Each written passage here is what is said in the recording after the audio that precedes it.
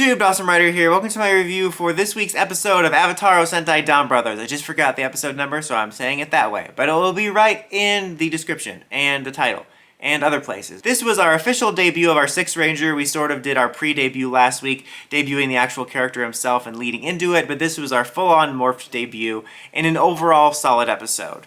So when we left off last week, Don Momotaro had briefly reappeared, but he couldn't fully materialize, and at the time I didn't fully understand what that was about. They had talked about the points in bringing him back, and they highlighted Blue's points. I thought it was unrelated, honestly. I thought they were setting up the points for something to happen after this, but it turns out Yellow and Blue did use their points, but it wasn't enough to bring him back. And as a result, it also yields some consequences for them. Yellow ends up in a wheelchair, and Blue can't do haikus anymore. I feel those are disproportionate. The funniest part about that is when she collapses and Zenkaiser brings out a wheelchair and Gold's like, why do you have that? And he's like, oh, the cafe is very well stocked. I thought that was pretty funny. Then they do get a chance to bring him back when Sonoe says, hey, he's in the Phantom Zone with Superboy and we gotta rescue him, but I have to destroy the Monster of the Week in order to get that. And that's how we get to that. Flash sideways for a second to get to the other part of that story. You have the continued evolution of Kiji Brothers and Inui Brothers' love triangle going on, where Inui Brother comes to him and he's like, oh, I found my girlfriend, but she doesn't know who I am. Can you help me find her? I have this one picture. And I knew it was going to be a fake out, because Kiji Brother has a big reaction to the picture, and it turns out the picture is just a cat filter. It's just, they keep just skirting that line, like they're just so close to finding out.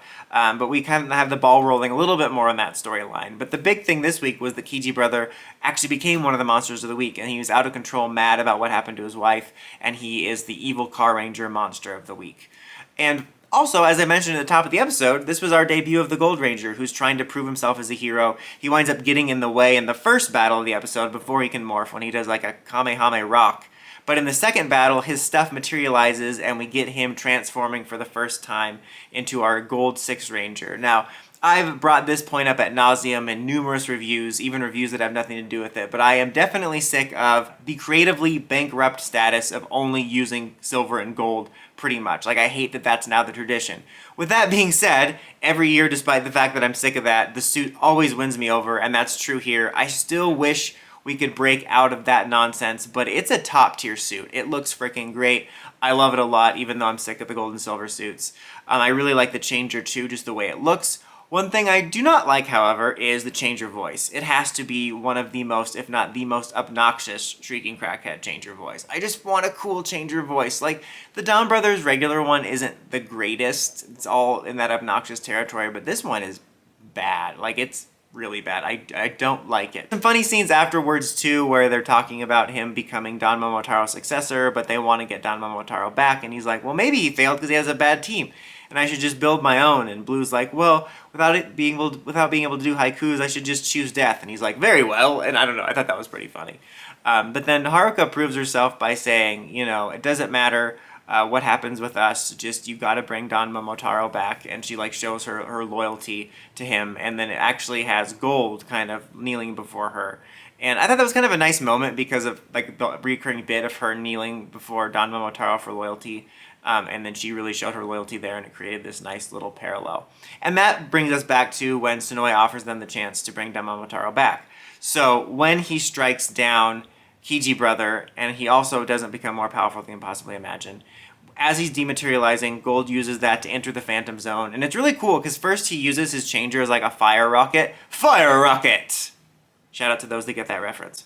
And to use his Phantom Zone box to get to Don Momotaro's Phantom Zone box.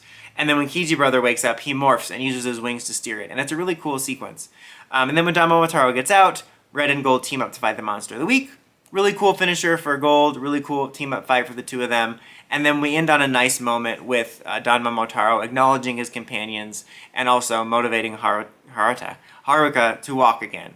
It was overall a really good episode. I really liked it. I liked the way they brought back Don Momotaro and kind of used that to further the dynamic between the team. It is weird to me, though, that Gold has debuted before we fully solidified the core 5. I feel that Red, Blue, and Yellow are operating more like a team, and Kiji Brother's still a little bit on the outs, but at least they know who he is. But Inui Brother still doesn't know everything, so it's kind of weird to me that because I guess I thought in my head they would solidify the core team working together before we got 6. But still, I like that they furthered that character-wise as well. A little bit of character stuff for Sonoi too, with like, oh, he wants to defeat Don Momotaro with honor and all that. It was a cool debut for Gold aesthetically. Like I said, I really like the suit. I like a lot of his, well, aesthetics going on. I'm really mixed on his character and worried. I'm going to give Don Brothers the benefit of the doubt because like Don Momotaro I thought was going to be Kaito 2.0 and he wound up being more interesting than I thought. And so far, in my opinion, Don Brothers has been doing pretty good with character stuff. But Gold so far is kind of a caricature. He does have a motivation, like a long-running motivation, which I think and hope will be helpful for his character in the future. But he already is like the quirky, like, caricature. And I'm such a Toku old fogey. I just want a cool Six Ranger. Remember when they were cool and not these weird cartoons? I'm tired of the quirky Six Ranger. So it's still early days, but I'll just say as of right now, I don't like his personality, but I like his suit. But I'm hoping that changes as we go forward. But this was overall a very solid episode, though. I would give it a 4 out of 5. I thought it was a good debut. As I mentioned last week, I really like how they led into this. Like, it wasn't just Six Ranger shows up all of a sudden. We had kind of almost a two-parter debut, which I thought was really nice, and I just hope he gets better from here on out. But what did you guys think of the episode? Let me know in the comments as always. Until next time, don't forget to like, comment, subscribe, and climb the steps and ring that bell so you get notifications for more videos like this and more. Dawson Ryder, signing out.